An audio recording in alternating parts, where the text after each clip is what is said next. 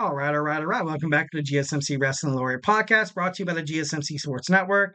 Just kind of reflect on what we talked about. We had our WWE Raw review, our WWE NXT Spring Break in Week 2 preview, and we talked about WWE tag teams that broke up.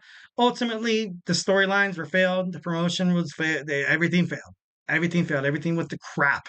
Bull spit. So, let's move on. We have our WWE Women's Intercontinental Championship being unveiled. And ultimately, I think it's something that WWE should do 1,010%. So let's go ahead and talk about this while I still got time. We might have to go into overtime here. What is Chris Berman saying, NFL? Overtime. No, I'm just kidding. So that was a bad boomer voice. I apologize. So I feel like if WWE created a women's intercontinental championship title, it would give WWE women's division more flexibility for their bookings, their storylines, as well as opportunities for other superstars, young superstars coming up in WWE NXT to kind of find a way to not be, of course, the WWE world and the WWE title women's division is like the mecca, but I don't think it would hurt to have an Intercontinental Champion. I really honestly don't. Honestly, there's no really equivalence in terms of the United States and the men's Intercontinental Championship. Just think about it. In NXT, you have the Women's North American Championship kicking off. They're going to start the tournament pretty soon. You have AEW's TBS Championship, which is, held by Willow of Nightingale. And then you have Ring of Honor Women's World TV Championship.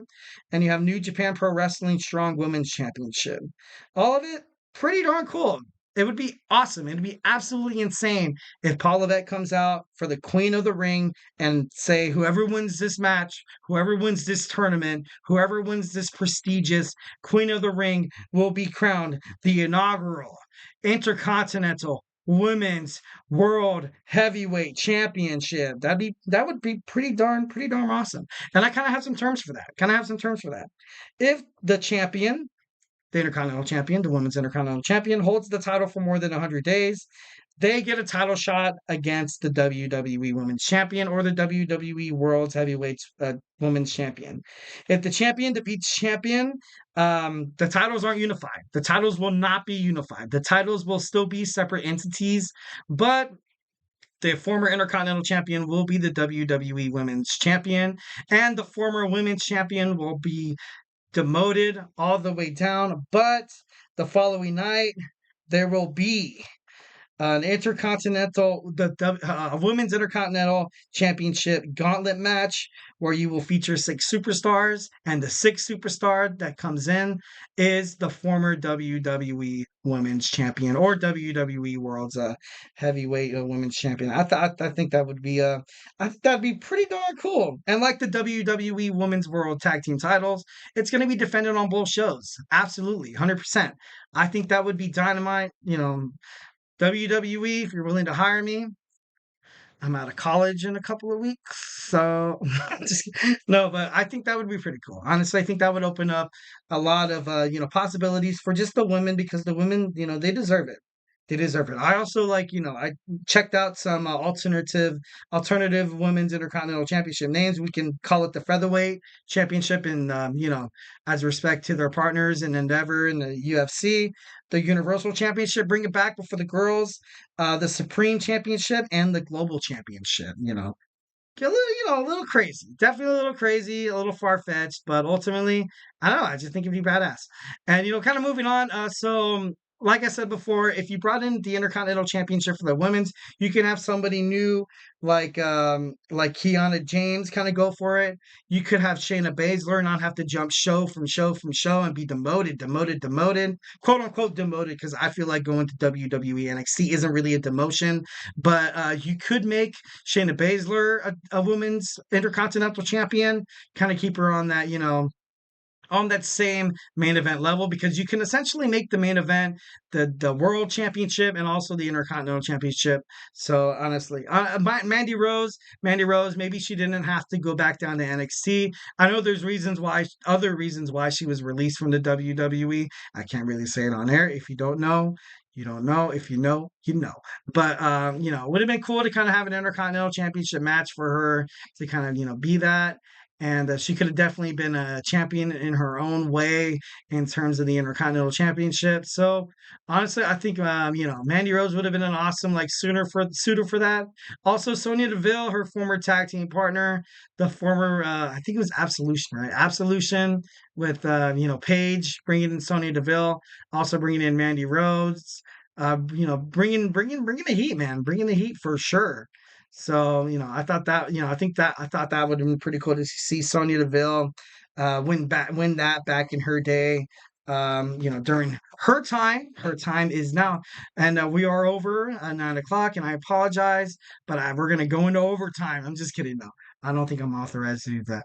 But just kind of just reiterating and telling you guys that it would be pretty awesome if WWE had a women's intercontinental championship. You could have superstars like you see on the screen, Nikki ASH. You could have Kairi Sane do good things. She was the first ever Mae Young Classic winner. You could also have Deonna Purrazzo, who's not with the WWE anymore, but she was very impressive. She wrestled a few matches on the main roster, ultimately released. And then also you could have Naomi. Naomi throughout WWE for the longest time has been underutilized like crazy. She's very talented. She has WWE Women's World Championship capabilities, and it's just kind of sick. It's kind of I don't know. It's kind of silly how she's not in the main roster.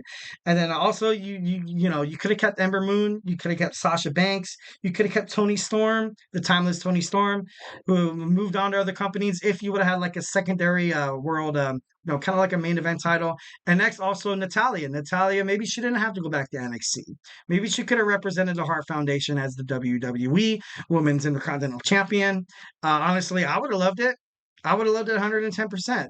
So, if WWE brings in the Intercontinental Championship, a couple of people that come to mind that could definitely hold the championship very well, I think of Lyra Valkyrie. Lyra Valkyrie recently got drafted to the WWE Raw, so I don't know. I think it'd be pretty awesome and beneficial if she does it that way.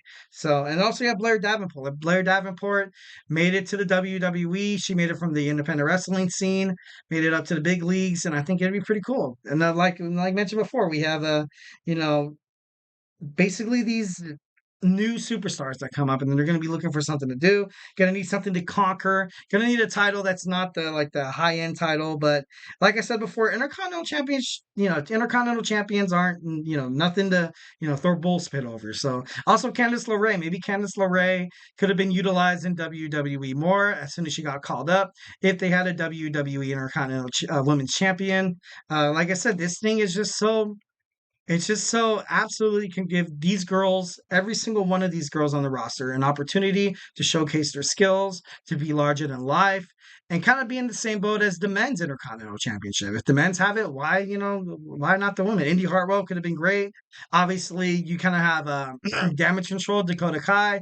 I think eventually she will be booted out of Damage Control, leaving the Kabuki Warriors and Asuka kind of being like their own, kind of entity. Asuka could also challenge for it. Also, you have wasted talents like Zelina Vega, the LWO on Raw. She got drafted to Raw. Definitely could be a women's superstar that can hold the WWE Women's Intercontinental Championship with pride. Represented well. Also, Zoe Stark. Zoe Stark has been on the main brand. She did her little stint with Trish Stratus where she was like, thank you, Trish. Thank you, Trish, for being so awesome and disrespectful to Becky Lynch. And then ultimately, like, I don't know. I just feel like they get booked in these weird storylines, these trashy storylines, and everyone's supposed to just eat it up. But honestly, I don't want to eat it up. I want to see these. I want to see the Intercontinental Women's Championship. I want to see the Intercontinental Women's Championship. Tegan Knox, also another superstar that's absolutely crazy good. So, don't want to go don't want the idea of a women's intercontinental championship to be gone. So I don't know. I think it'd be a really good way to regulate the women's division more effectively. It wouldn't overshine the WWE World Women's Championship at all. It wouldn't take over its prestigiousness. I don't know. It would just stop. It would just stop putting wrestlers into tag teams. It would stop putting singles wrestlers into just squash matches or throwaway matches or like not even mid card matches. Like you wouldn't see Becky Lynch and Lita tag team. You wouldn't see, you know, you want to see Nia Jackson, Shayna Baszler, Alexa Bliss, and Nikki Cross because they're better off as single stars. Let the Kabuki Warriors be the Kabuki Warriors. Keep them toward that WWE World Women's Tag Team Division. Also, Katana Chance and Kaden Carter, Maxine Dupree and Ivy Nile, and Chelsea Green and Piper Niven. Honestly, I think adding a title to the WWE Women's Division would be so much good for these superstars, and it's just the title. It's just an Intercontinental Championship. It's not like we're making the biggest, craziest change in WWE history. Although pretty historic, be pretty historic. But like I said, I definitely something that's on my wish list. I would absolutely love to see these women kind of have an Intercontinental Championship title to kind of fight for. But who knows? Who knows? So once again, hope you guys really like the show. If you have any questions, comments, or concerns, or any opinions, leave it at the GSMC podcast.net with the tips and donations link. So let's get on into it. So thank you for tuning into the GSMC Wrestling Laureate Podcast, brought to you by the GSMC Sports Network. So your support means a lot to us. So please remember to Superman punch that like and subscribe button to the show and leave a positive review. We love the peace, love, and positivity at the GSMC Sports Network. We also invite you to follow us on Facebook, Twitter, and Instagram and TikTok for more content and updates. If I haven't made you a wrestling fan by now, I urge you guys to watch the WWE. We also have a bunch of sports podcasts, football, baseball, basketball, you name it. I think recently we got a new hockey one, as well as golf, as well as soccer. It's just blown up. We also have our women's hoops and heels sports. It's going to be blown. We have the WWE, not WWE, sorry. I'm into that WWE mode right. You can't blame me because I am the host of the GSMC Wrestling Laureate Podcast. So don't hate me because you ain't me. I'm just kidding. We have our WNBA preseason kicking off. Caitlin Clark, absolutely been a bombshell in the world of women's basketball, in the world of women's sports. Definitely, she's a revolutionary, part of the women's evolution in terms of sports. Congratulations. But, hope you guys liked my show. Thank you once again. See you guys on a beautiful Wednesday. So, hey, thank you.